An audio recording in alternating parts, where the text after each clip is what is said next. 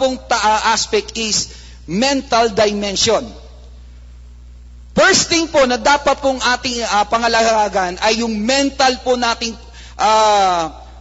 kapakanan. Sabi po sa Romans 12 verse 2, do not conform any longer to the pattern of this world, but be transformed by the renewing of your mind. The real battleground po is not this earth. The real battleground is our mind. Meron pong nagsabi sa akin, the true goal of education is to uneducate. Mag-isip ako dun eh. What do you mean uneducate? Because nung bata pa tayo, as we grow, we learn things of our own. When we go to school, those thinking is being corrected. We are being uneducated. Amen?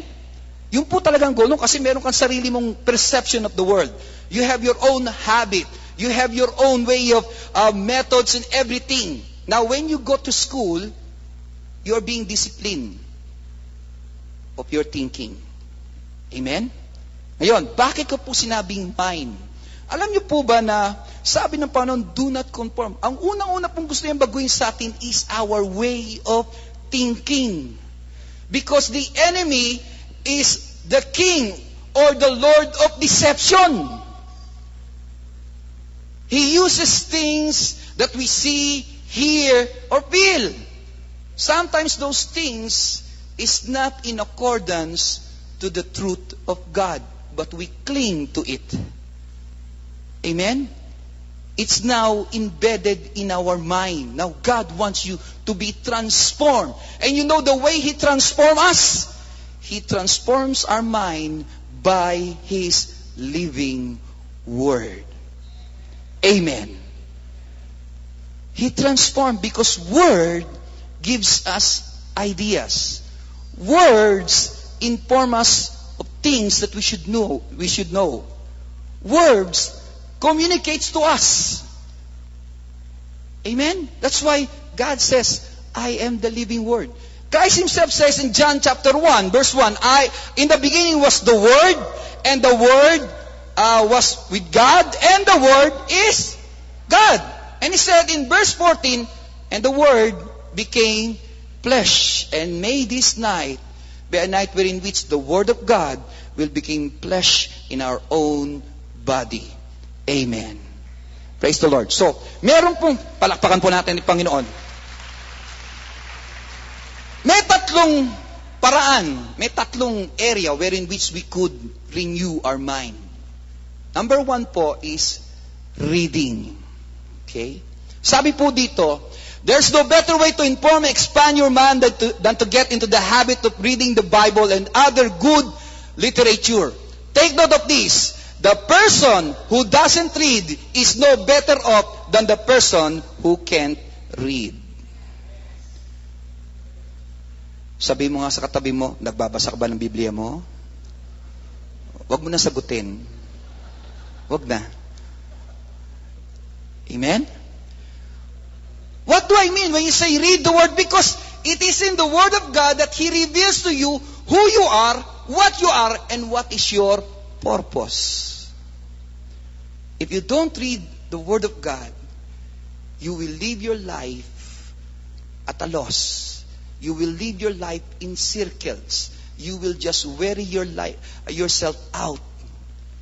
All your life, you will keep on wandering and just doing accident all over the way.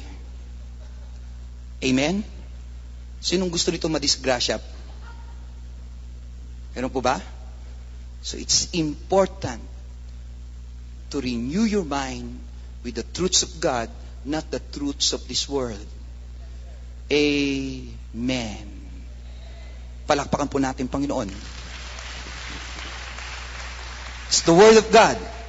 And it's through the Word of God that God reveals to you kung anong direction ng buhay mo. Kasi all of us have our own perception of what our life should be. But the point is this. You cannot give your own purpose or make your own purpose. Because you yourself have not designed yourself. Amen? You yourself. Hindi naman ikaw gumawa ng sarili mo eh. Paano malalaman kung anong dahilan, bakit ka nabuhay? The only one who can reveal you the real meaning of your life is God Himself. And He can reveal it to you through His Word. Praise the Lord. He can reveal it to you through His Word. Sabi mo nga sa katabi mo, huwag ka magpasikot-sikot sa buhay mo. Huwag ka na magpaikot-ikot pa. Papaguri mo lang ang sarili mo. Sasayangin mo ang oras mo. Sasayangin mo ang iyong lakas. Sasayangin mo rin lahat ng kayamanang binibigay sa iyo ng Panginoon. The second thing is this, writing. Sino po rito may diary? May journal? May notebook? Mag-umpisa ka na magsulat tungkol sa iyo. Insights, quotation, even your life, start writing. Sabi po rito, is another powerful way to sharpen the mental saw. Keep a journal of your thoughts. Vision. Ito po importante, vision and your purpose. Do you know that God reveals His purpose and His vision except that we people doesn't listen? Do you know that? Other people keep on thinking that God will reveal His vision through mystical ways. Wrong. Totoo po. Nasa Biblia na eh. He reveals His vision. Second, He uses your whole personality, ang iyong temperament, ang iyong background, to give burdens in your heart, wherein which you feel you are the one who will meet that needs. Second, He speaks to you even in your mind, even in your dreams. He even speaks to you through inspirations. Bata ka pala, magkakaroon ka ng pangarap, itong gusto kong gawin. Sometimes that is a seed of God's vision in your heart. Problema lang po, we are not listening to Him. Now, when you receive visions, when you receive insight, when you receive some, sabihin natin, burdens in your heart, write it down. Write it down. Otherwise, you will forget it. Visions, purpose, goals, experiences, insights, and learning promotes mental clarity, exactness, and context. Yung isip mo hindi maglalayag. Amen? Magkakaroon ka, you will have what we call focus. Focus. Concentration. Kapag ang isip mo is not concentrated, your life is a life of misery. Tandaan natin yan. Mind. Be renewed with your mind. Naalala ko po yung pelikula ng Karate Kid. Tinuruan siya how to focus, yung pong pako, tapos martilyo, sabi niya, ganyan, tapos isang pako lang, isang hampas lang, kailangan baon ka agad yung isang malakas na hampas. Pinalo niya. Ayun po, nagdudugo nga yung kuko niya. Walang focus eh. Pero sabi niya, when you hit the nail, dead center, it will bore down. Kumbaga, ito'y babaon ng gusto. Ganon din ang buhay mo. If you have focus, you will make a great impact in this world.